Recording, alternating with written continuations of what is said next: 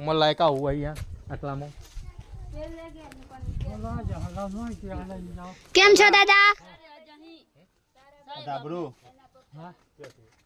તમારું ઉઠવા માટે આ મોઢું કેમ બાંધ્યો? મોઢું શેનું ઓપરેશન? કેન્સર. શું ખાતા હતા?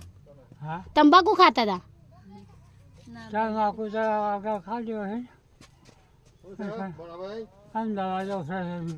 સિવિલમાં?